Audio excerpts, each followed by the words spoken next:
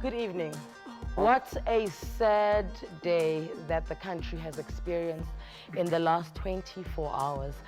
I must talk about my personal experience with Mom Winnie Mandela. I first met her at General Bantu Holomisa's daughter's funeral. And I remember when we were driving home, I said to my mother, she's so strong. And my mom said, of course she's strong. I mean, imagine what she's been through. And I said to her, no, physically, herself, she's strong. I have never been held with a grip like that. And it made sense of every video I've watched of her being dragged by the apartheid police, that she was not only fighting with her strength, she was fighting with her mind. And this is why the next hour on SABC 3, here with Real Talk, will be dedicated to what we call a warrior, a fearless icon, a struggle veteran, and the mother of the nation, Winnie Madikizela Mandela. Today we're joined by Lebohang Peko, who is our political mind, and of course, Seth, who is called a 1976 activist. Do you not get tired of being called that? I'm actually getting, I'm even older than 1976. I was 16 in 1970. I'm still 16 even now. Right? Right. People see and they're like, how is he aged? Like, what's going on here? Do I look old? No, you don't. Be careful. Never. No, you don't. No, you don't. Lebohang, I want to start with you. When was the idea of Mom Winnie Madikizela Mandela introduced to you? Not literally seeing her, but just that idea of her. So I met her ideologically before I met Ntate Mandela. Yes. That was in the 1980s. We were also in exile. So there was also obviously a lot of resonance with the notion of struggle and with the notion of resistance.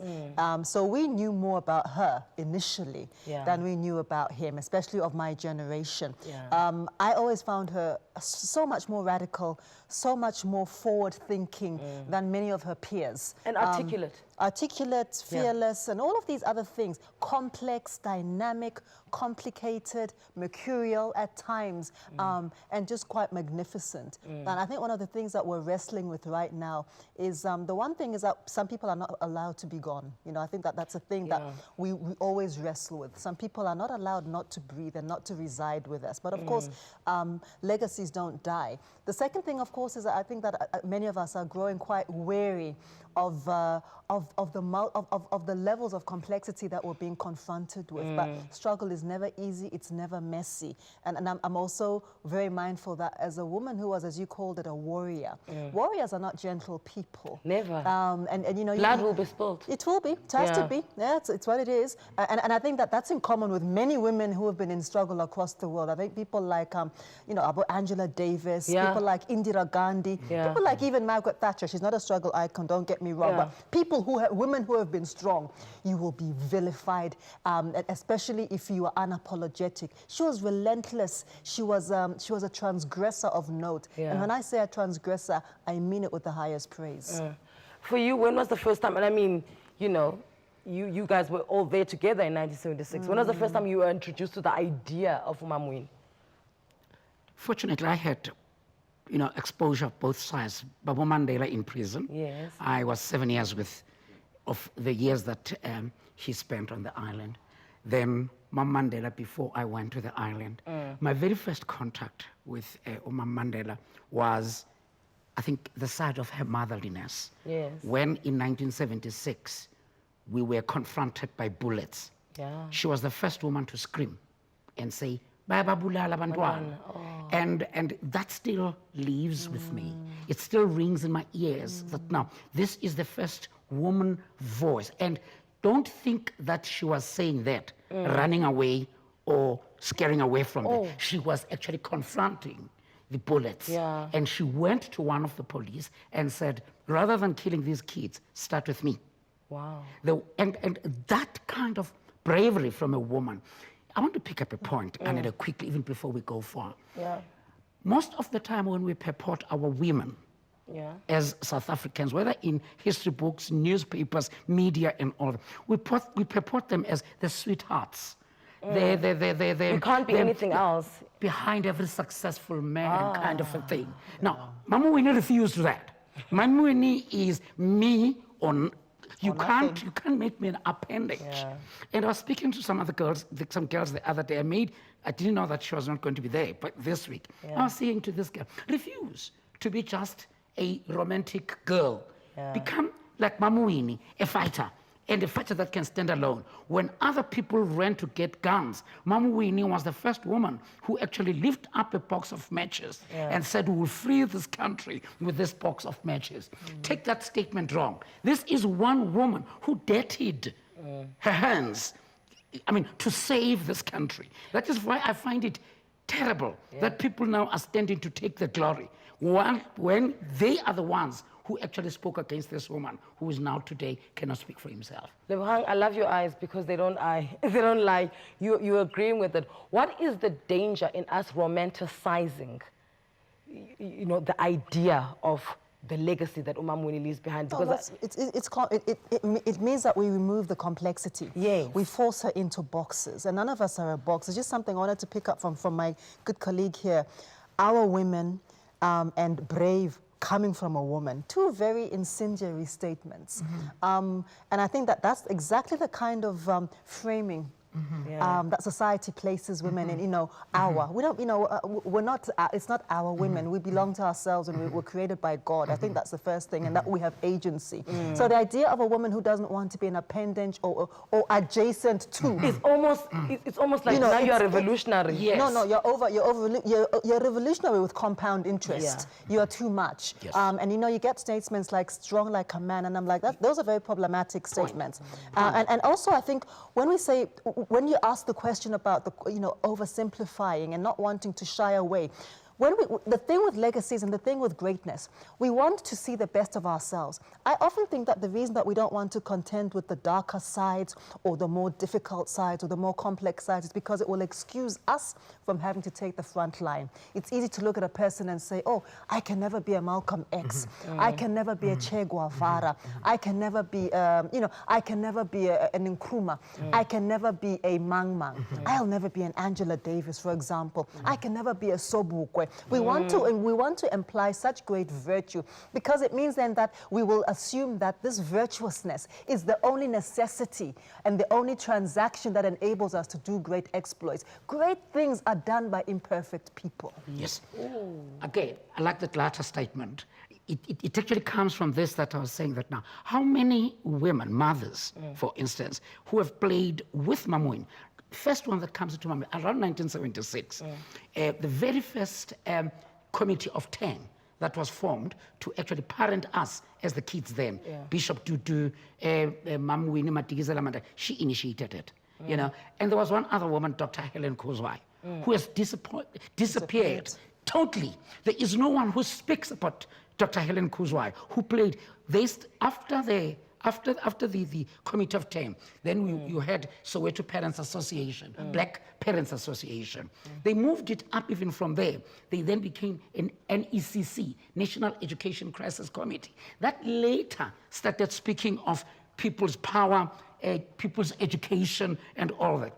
Do we recognize the role they played, even that time, even now, in the decolonization of education? Are these conversations that men have when you guys are hanging out, where you talk about how, you know, we're not giving women enough credit? Because I feel like these conversations will be had on platforms such as these, in panels, at conferences, but these are conversations we should be having day to day. You know what I'm saying? So are you saying, are we having them? Are you having them? Maybe the circles of my friends and comrades. We do. Yeah. I mean, when I even use the word our woman, I was not even using it negatively. I was just saying, these are the women, there are many of these women who are supposed to be like Julius, was supposed to be presidents. You know, who's supposed, Mamuini was actually, I was saying in an earlier interview, I was saying, you know, many of us never even thought that Bob Mandela would be the president in those times. We thought Mama Winnie was going to be the first president of the country. Is that true? And that's, we grew up with that understanding, and when she was actually leading us. Don't forget that she led young people in the time of the South African student movement, SAZIM. She actually transported us through to SSRC, transported us to Xhosas. Yeah. And you go on with that history. And she has been this woman that stood the bullets and stood the fire. And as I said earlier on, dirtied her hands. As you said, warriors cannot be neat. Lebogang, what is the ugly truth about Winnie Mandela? Because you were saying, you know, we don't want to get into the nitty-gritty about it because it makes us have to ask ourselves some difficult questions. The ugly truth is that war is dirty. Yeah. The ugly truth is that blood will be shed. The ugly truth is that there are no easy resolutions, and the ugly truth is that freedom is never free. It is never free. That's the ugly truth. I think that the ugly truth is that there are parents who are grieving and weeping to this day, who have no closure. Yes. That is the ugly truth. Yes. However, the ugly truth is also that there are millions of people who don't have closure after the apartheid regime also has failed to excavate their children, people who were supposedly pushed, who supposedly jumped out of John Forster Square, out of the 10th floor, the way people tended to just slip in jail in those days. The ugly truth is they too will never have their closure. And this is not to say that culpability is equal, but it is to say that there are ugly truths everywhere that we want to look. There are always ugly truths. I also wanted to just pick up on what my good comrade was saying, that one of the things that impressed me and impressed us incredibly about Mayor Winnie was she was one of the many leaders who was non-partisan. When you talk about 1976, that was organized largely by people who are not ANC. And I think it's very important to use platforms like this.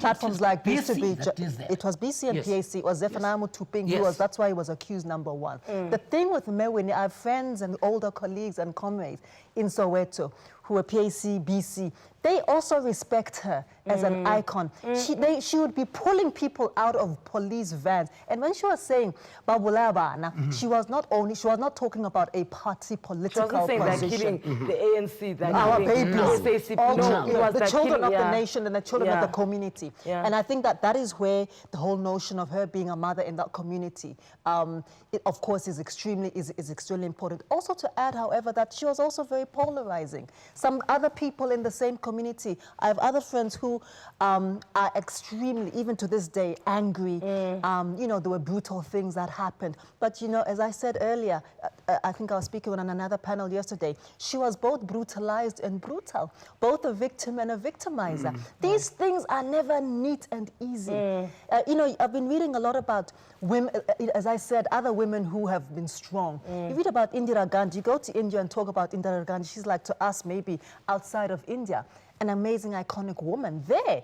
It's a complex, you know, it's a complex legacy. She was a daddy's girl. She was thought of as a bimbo. She was surprisingly ruthless. She thought her way to the top, blah, blah, blah, blah, blah. It's not easy. You go to Brazil right now, just the other day, Dilma Rousseff, the former president, you know, she was impeached. It's difficult to be a woman in power. It is particularly difficult because I think that society expects our women to sit down and shut up, and it also lays us a much greater level of perfection. It expects so much more from us. We don't talk about men who sleep around and say, oh, here lies this man. He slept around, he beat his wife, he was a rapist, he did things in Angola, he did things in camps in Tanzania. We just put the flag nicely, sing the anthem, do nice tributes, bury him, and that's it. Here we're already putting the magnifying glass on so many things.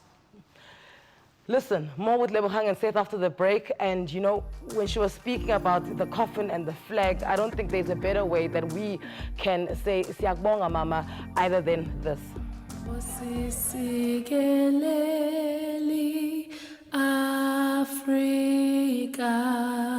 Winnie Madikizela Mandela, born 26th of September in Bongweni in 1936.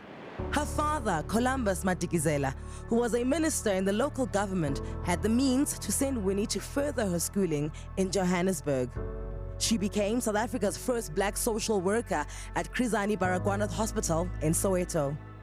A few months later, she would meet Nelson Mandela, and they were married a year later. As a result of his imprisonment for terrorist acts in 1964, Winnie raised their two daughters and became the voice of the liberation struggle.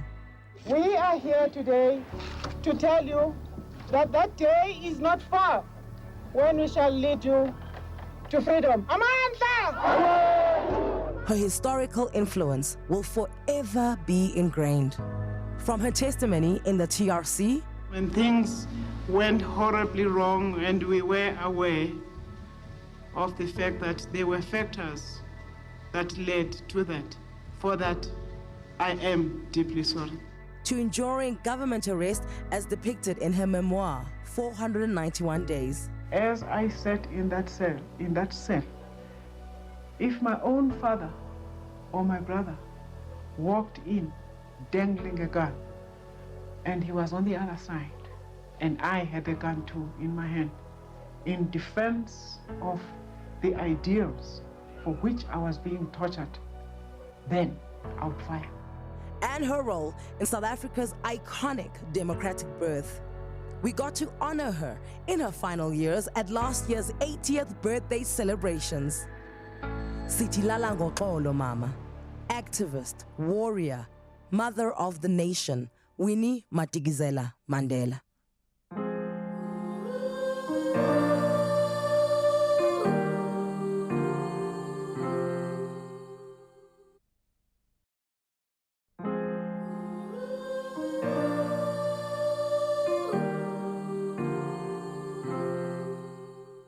We are here today to tell you that that day is not far when we shall lead you to freedom. You're watching Real Talk on SABC 3 on this very somber occasion when the country is mourning the loss of a struggle giant, Winnie Madikizela Mandela. Joining us right now is a man who was in the struggle, well, a 1976 activist, as well as our political mind that we love to have on the show, Lebohang Pheko. Now, you and I were talking about something off air, is that you don't want to be shallow or to dilute the occasion, but it has to be said. Hey. What a beautiful woman. Hey, Wena. She was. Can you guys wait? I must be the one saying she's beautiful. No, we are allowed. You see, this thing of roles. This thing of roles. Women are not allowed to say other women are good looking. No. Yeah, but We must appreciate. Our women are talking. But she was, I think that there's something to be said about her as a style icon, not only because, we're not being shallow, we're not Anele. Yeah. It's also to do with inner resilience. Yes. One of the things that we forget as working women, as mothers, as people in the workplace, as people who have to, let alone people in struggle, self-care. And this is a conversation that many of us have. Because of the whole idea that, women are rocks, we are not. We crack, we break, and it takes a strong faith and a strong conviction to remain grounded. The fact that she could think of going to fetch water, there's that beautiful, iconic picture. It was shared on, I'm going to shout out to my good friends in our book club, our Perfect Book Club. Yes. One of us shared a beautiful a picture of Mama Winnie going to fetch water, probably when she was banished. Yeah. And the point is she's doing it in these beautiful retro heels, this high. yes, It's like, no, I'm not going to wear some funny little takey, I'm a flip-floppy. It takes inner resilience and a lot of inner courage and a lot of inner strength to say, you're not going to break me. I'm banished. I'm far from my family. My husband is in jail. I have been brutalized. But my dear, you're not going to take my style. your dignity, And style as a form of dignity. Yeah. Yes, self-care as dignity. It's dignity. If there's one thing, Anele, that not one, more than one thing that apartheid failed to do with Mama Winnie is to kill her beauty. Yeah. 1. Yeah. Kill her style. Yeah. 3.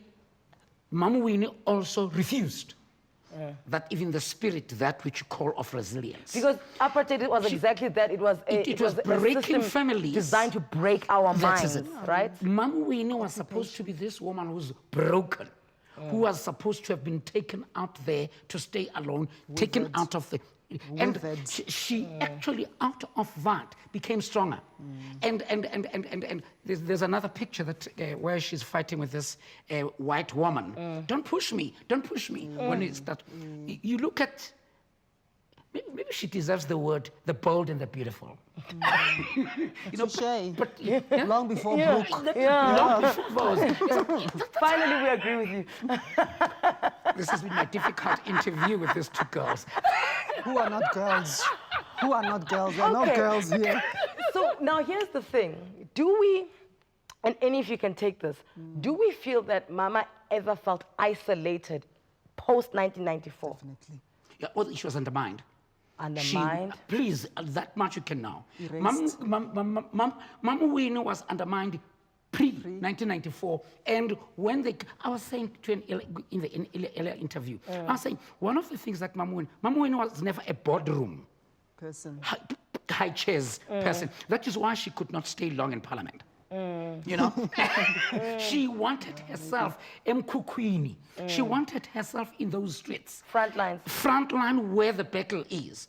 And that is why even some of the things that Mamwini did, people who liked boardrooms did not feel comfortable with her. People who actually favored that could not. Give me one area, one street called on Winnie Mandela. Give me one building that, but let me tell you, go to the shack dwelling areas, to informal settlements, and tell me how many are called on her name. That defines the Winnie with the people. And I'm not trying to say that, because when Winnie came, when Mama Winnie, when now the freedom is coming tomorrow, came tomorrow, what happened is that now those who were supposed to support and maybe even cleanse Mama Winnie from all the battles that she has been through, they are the ones also who contributed to the Mama Winnie being brought down. Levang, do you feel she was ever isolated? My dear, I think she almost died in isolation. So the Nomzamo phenomena is this. Firstly, she refused to be pigeonholed as the struggle wife. And I think that our politics don't allow for that. And that's not just a South Africa thing.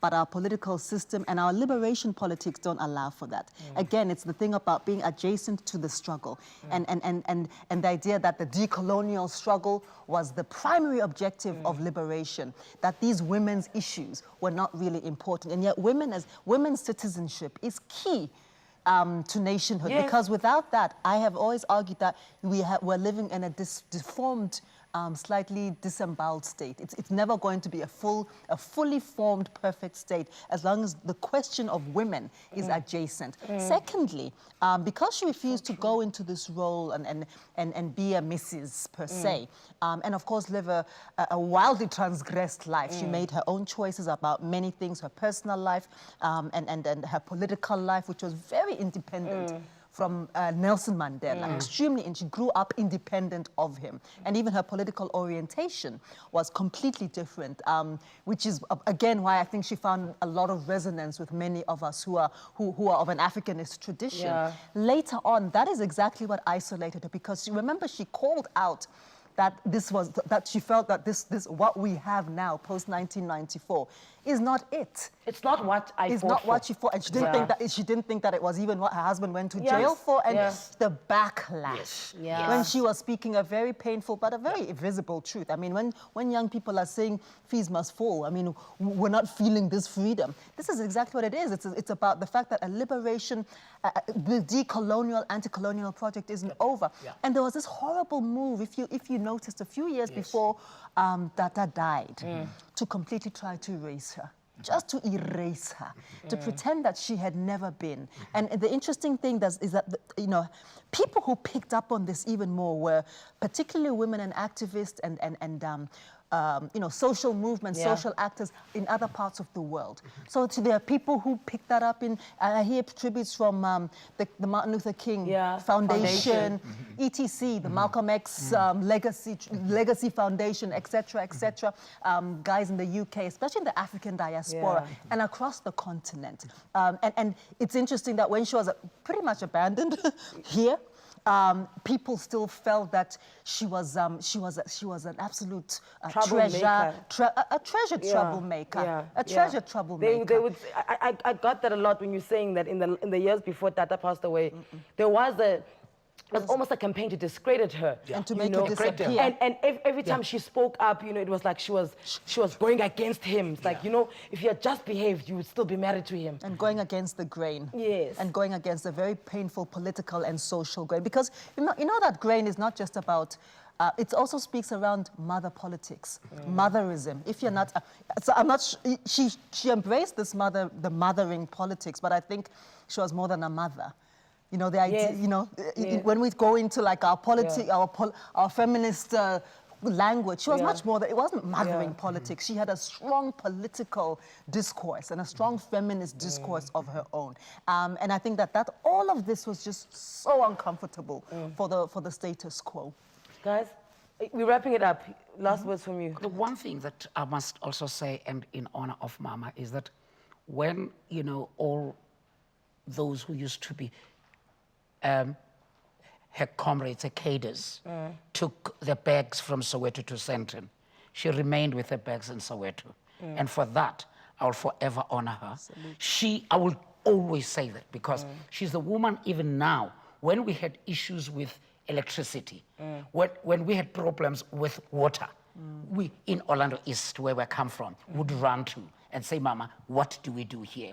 She would tell you that yesterday I slept without electricity. Myself. Yesterday I slept, and to me, the Santonians, the Capetonians, and all that were not experiencing this mother warrior, a kind of, she still said, I like the point you made later, she still said, Aluta continues, the struggle continues. In Mama Winnie, the struggle was not yet completed. It continues. And let me assure you that now, that has been the kind of a struggle born out of the Pan-Africanism struggle, born out of the Black consciousness struggle, that said that struggle is not yet over until you, women, are free, and until the land is back. We're still there. Thank you so much to our guests. We carry on with our tribute to Mam Winnie afterwards. Lebohang touched on something when she spoke about Fees Must Fall, which is something that Mam Winnie was so passionate about. Where is this freedom when we cannot get the education that we fought for? After the break, a few of the ladies, a few of the women, a few of the Mbogodos from the Fees Must Fall movement are going to be here to talk about the Mam Winnie that supported them. Thank you so much, Seth. Thank you so much, Lebohang. Speaking of Mam Winnie staying in Soweto, a few seasons ago, we had her granddaughter here, Zolega Mandela. And she said something so special about her grandmother, about where she feels the most at home, and it's in her grandmother's home. We have to remind you. Where do you feel most at home? Because I'm reading your book, and you know, you're in Swaziland, and you're there, and you're there. It could be a place, it could be a person, but just you growing up, where did you feel most at home? It would have to be Orlando West. Really? Yeah, and I think that also has a lot to do with the period of time I lived there, and the fact that Umakulu still lives there.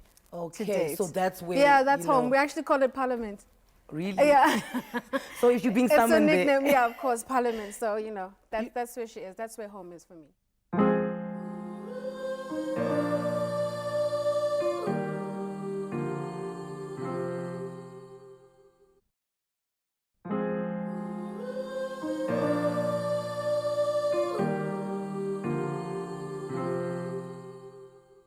We were very young then, and my mother tried getting us into schools in Soweto. And the black principals then were very scared of police harassment. They were afraid to take us because one or two had already experienced, you know, harassment from the security police for having us there.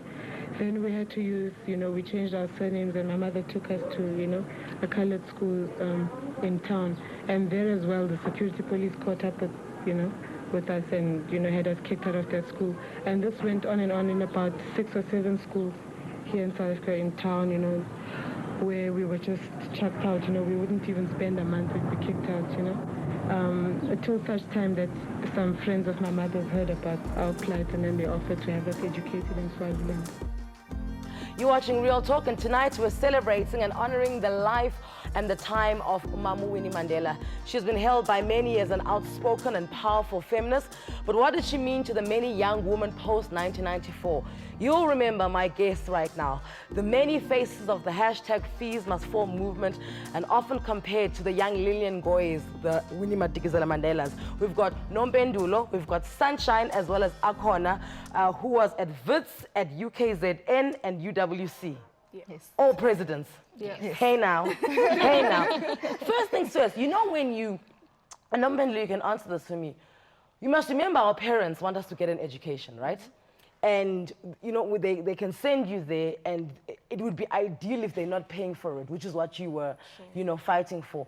But when they hear that you are involved in political unrest, it must make them go, oh yes. So that initial conversation with your your head office, you know, what are they saying to you? Leadership, apparently. Leadership, apparently. No, it was, I mean, I was active from first year. During orientation week, the first clubs in society that I enrolled in or subscribed for was the SASCO, the Youth League, the YCL. And then the next week I was like to the SRC, how can I help you guys? But my mom didn't understand for the first 2 years, you know, like, when the Congress, BGM, hey, all these things. No. But when I became president of WITS, before fees must fall. Before fees must fall, when I became president, I think she saw, I'm serious. And I'm so grateful for the support that she then gave to me from then. And I'm surprised that she thinks that I was never going to be like this when she herself is so conscious and so progressive in her thinking. So it doesn't only come from, there's somewhere where it comes from, and it comes from the lessons that we've been taught by our parents as well, which I'm so grateful for. When you watch them fight against it, you know, it becomes inherently something that's new. But you get taught, you know, so Sunshine, what did Mom Winnie Madikizela mean to you? I think for me, Mom Winnie meant she's our pillar of strength. Her resilience in fighting with apartheid and mostly in fighting with men. Because remember, at some point in time, men in the ANC, they wanted to distance themselves from Mom Winnie, telling her that she must stop whatever she was doing. But she kept on fighting. She fought. So for me, whatever happens in life, or in our political space as leadership, as women in leadership, no matter what men can tell us, we must continue to fight. Her strength, her power, and what keeps us going as young women. How do you align yourself, Akona? How do you align yourself, you know, because when you are a female leader, right, you immediately, you'll be aligned and likened to the likes of Mom Winnie, right? How do you align yourself? You know, what do you take from her so that you can stay in these positions? I think, Anele, Mama's strength and defiance for how the patriarchal rules have been embedded in society are the things that have driven us and many young people within institutions of higher learning who are aligned to political organizations, who are part of student activism, is because of the defiance to change how society is currently. Because Abo Mama were people who never sat at home. Because we've always been told that, no, Nina, you are emotional. We're not emotional, we're leadership. And it comes from a caring place because we want to change society. We want to see our sisters entering institutions of higher learning. And I think that's what always drew me to Mama Winnie, was her defiance of the norm currently. And how do you, because it's defiance, right? It's rebellious, it's fearless, it's warrior. All of these they are always painted as aggressive. Okay? So how do you then, yourself, because you were likened to Mom Winnie the most, you know, I remember that picture where you were, you know, you were standing with Amandla. How do you break it down and be like, I'm not aggressive. I am simply fighting for what I believe is right. Yeah, no, there were many times when I was called emotional. Why she lacks emotional intelligence. And it's problematic that when women are passionate about issues, we lack emotional intelligence and we're being irrational, etc., etc., etc. But when men are stern and assertive and they throw the necessary tantrums that are needed to be thrown in the space, and they assert themselves, then they are leadership. And go-getters. They are leadership. Hey. No, but as soon as we say it, hi, you are emotional, you lack emotional intelligence, and it's very problematic. And these are the things that we need to keep on breaking in society as women and saying, this is how I narrate myself, this is how I express myself, and you'll accept me in the manner in which you do it. If a man were to stand up and shout and say and address an issue and say what you're doing is absolutely wrong in an aggressive manner, they would be powerful, right? But when we do it, it is wrong. And I love the current clip that is trending of Mama. I think there's 2 of them where she's, you know, extremely stern and assertive. And, you know, when I watch it, I'm like, yes! Because we should be allowed to express ourselves in that manner and in any manner, you know? All right, so after the break, I want the ladies to answer this. What is the danger in only females being vocal about Winnie Mandela at the moment? Because I feel like those are the only conversations that are happening. You know, we're like feminist, woman, warrior. Where are the men? And not the older men. They're talking because they work with them, they spend time with them. But your age, where are the guys? More after the break.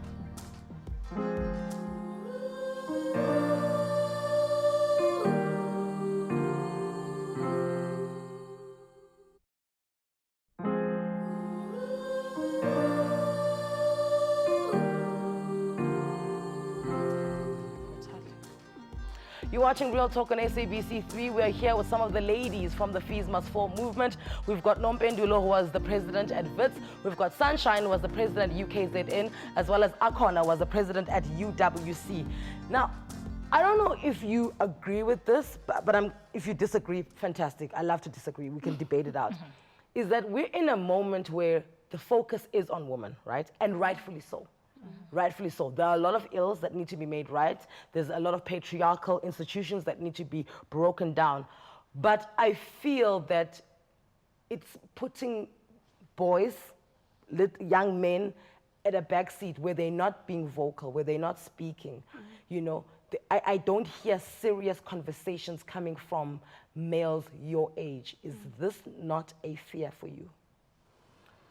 I think, Anele, what you're saying is rightfully so, because we need to understand that men generally, even young boys, enjoy a certain opportunistic, if I can put it that way, to how the current society is in terms of how patriarchy is. They enjoy a level of opportunities and comfort to how the current things are. So you will find that men are the ones who are at the back foot, even though you'll find that in institutions of higher learning, for example, you'll find vocal young men. But when you go out into our communities, that's where you won't find discussions of leadership.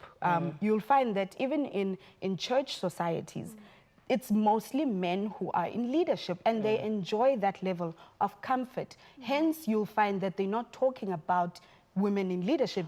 Are you guys having the conversations with them?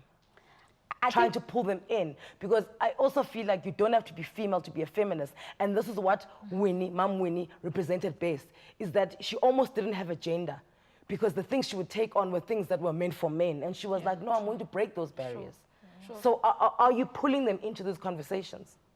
Well, we'd like the issues of gender to be non-binary in discussion, right? So let's not talk about men and women.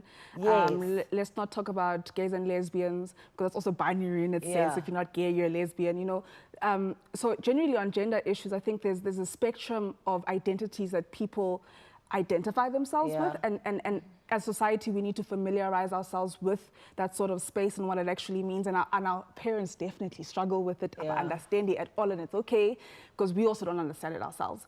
But also, going back to your question, I think it is important that we don't leave our male comrades behind. We don't leave the boy child behind, because what will happen then is that we'll have a situation where we will be so amazing, and we won't have counterparts that will understand us and be on the same level as us. So it is a tad bit regressive, you know. So we need to find a way as society to make sure that as we call for the advancement of women in society, we make sure that we're equipping these men to be the right companions that we need to lead the society that we're in. You see it in how Mam Winnie was, even with the relationship that she had with Julius Malema. You know, expelled, ridiculed, almost, you know, thrown to hell. And she was like, you know, the same relationship she had with General Bantu Holomisa. You know, it's, you know, the expelled, in trouble, troublemaker, starts his own party, they leave him there, he'll fizzle out. And she was like, you know, so I find your struggle is very big, don't get me wrong, and I'm part of it, but I feel like we mustn't leave. And I'm not saying the next time somebody dies, when you guys come here, bring a guy with. I'm just saying that these conversations must be carried on. We've got a few voice notes that just started flooding in as soon as the guys got here. So, roll them, please. The warrior, king, Imbokodo, Umkhonto, mother of the nation. I'm proud to say you contributed to my freeness as a woman. RP, Mama of the Nation. You have left a sharp pain to our hearts. I am Olavumani. I say rest in peace, Mama Winnie, Nomzamo, Madikizela Mandela. We'll be back after the break.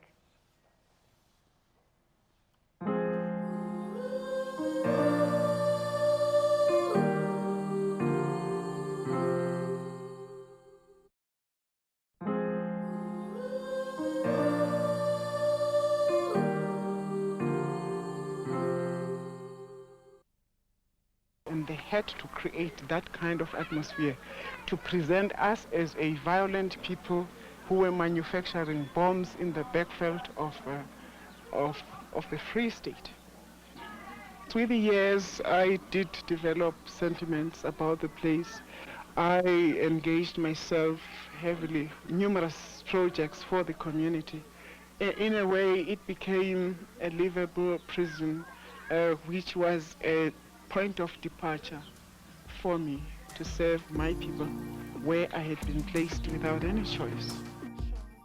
Yesterday, President Cyril Ramaphosa described her as the voice of defiance and resistance, the champion of justice and equality. South Africa, you have a mother, a leader, and an icon. These were the president's words. So, ladies, where to from now, right? Or where is the fees must fall movement at the moment? Well, I mean, some of us are former leadership. We are fossils, we are veterans, so we are not allowed to lead from the grave, and we will not do that. Yeah. But I think we have acknowledged the strides that have been made within the state right now in terms of the agreement to the implementation of free education, and that will be rolled out with first years in its initial phase, right? And there'll be a phased-in approach to the implementation of free education within the state. And I think from this point in time, my only views is that we need to be ready. Well, there needs to be the inclusion of young people and students in the decisions that are made in the process that follows, because there will be many challenges that come in the system after this. Many challenges that people might not foresee right now. But if you engage the young people, if you engage student leadership, you will know exactly what needs to be done. And because you just can't make decisions without the people that it most affects, right? So, but in terms of issues of decolonizing the curriculum, decolonizing the space, fighting issues of racism within the space, those who are leading on campuses continue the struggle. We are in touch with them. I think most of us are in touch with them. All three of us actually should be in touch with them, and we are giving advice that we best can give as people who led at a particular time. Sunshine, what is the struggle for young people now? What's the next one that you can foresee happening? I think for me, the most fundamental issue that we need to focus on as young people is the issue of unemployment. And mostly when you look at it as women, we are the ones that suffer the most from unemployment. And it tends to put us in a more disadvantaged position, because if, for instance, I'm in a relationship with a person and I'm not employed, the person tends to have control over what I do, and it tends to put us into a position that I get to be abused in that particular relationship. So it's high time that our government moves faster in terms of implementation of proper employment services, because the program introduced by the President Cyril Ramaphosa, the YES program, for me it's like a short-term goal. The 3 years, what happens after 3 years? And further to what Nompendula has spoken about, the issue of transformation of the education sector, because what is currently being studied at school, does it speak to what is required outside of work? So it's all those issues that I think as young people from going forward, we need to focus on. Akana, what are you personally working on at the moment? I think for me, my main focus is to get young girls in communities into university. Because whilst we may have this goal of free education and access being opened, we need to ensure that we assist young people in order to gain that access, assist with teaching maths and science, assist young people at a school level in order to attain education. And I'm particularly focused on young girls. Because, you know, there's a danger. People forget that Mam Winnie was the first black social worker in South Africa. You know, they forget that her mother was the first black science teacher in the country.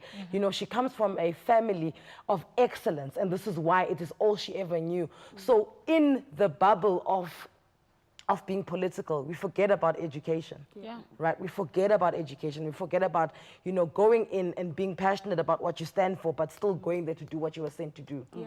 Right? Yeah. Any closing remarks from you ladies about Mom Winnie Mandela? For me, her spirit must live on. The things that she believed in, because the struggle for patriarchy has not ended and is not there to end. Men continuously oppress us, even in our political space. We saw how many people took out the issue of Mam Nkosazana. They regarded her as the former wife of President Zuma. They never judged her on her capacity as a woman. And her credentials. Yes, and the credentials. So it doesn't mean if I've been in a relationship whatsoever, must be judged on that. So even when in this period of mourning Mama Winnie, she must not be attached to Mandela. She was equally a leader in her own right. So as women and as young women, it's high time we stand up and we go and get what we need. And we must continue to fight. All right, so the state funeral will be on the 14th of April. There'll be a memorial on the 11th of April, but I'm told that other memorials will pop up across the country if you want to make sure that you go and you pay your respects. In closing, you guys are the struggle people. You know the struggle songs, right? Yeah. So if I lead you, you're not going to leave me alone, yeah? No. Okay, please don't leave me hanging here, okay? So I'll start, and I can't sing properly, so you must back me up. Okay. Winnie lo, abamaziyo, abazange bambo, abazange bambo, lezange bambo, abazange bambo, lezange bambo. Winnie lo, abamaziyo, abazange bambo, abazange bambo, lezange bambo, abazange bambo. Guys, you can't sing. Winnie bambo, abazange bambo, abazange bambo, Umam Winnie lo, abamaziyo, abazange bambo. Umam Winnie lo, abamaziyo, abazange bambo.